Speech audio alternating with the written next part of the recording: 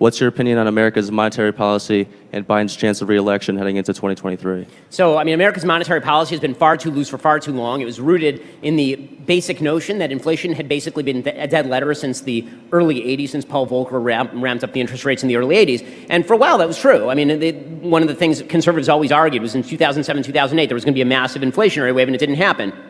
And this time, you had some conservatives saying there will be a massive inflationary wave, and you had people on the left saying, no, don't worry, you can just keep borrowing and spending no matter how much money, just create the fake money on a computer somewhere, and it'll be totally fine. And of course, that is not what has happened. I think that the inflationary policies that have been pursued by the Fed, it's going to be very difficult to get away from those inflationary policies, which are the product of quantitative easing really over the course of the last decade and a half. It's going to be hard to do that without rapidly ramping up interest rates to the point where we tip over into a recession, which is, I think, what most economists are saying right now. I think that combined with the superheated spending policy of the Biden administration, which spent $7 trillion last year. Yeah. In a time when you didn't need to make that spending. There was an argument that you needed to do some of that spending when the pandemic was sort of at its height. Joe Biden entered office, there was a working vaccine, and by April, a huge number of people who were the most vulnerable, the majority of the people who were most vulnerable, people like my parents, about 65, virtually all of those people had the opportunity to get vaccinated, at which point we should have gotten back to work. Instead, we blew trillions of dollars more into the economy. So it seems to me that the inflationary pressures are going to continue for the next, at least until the end of the year, is what most economists are now saying.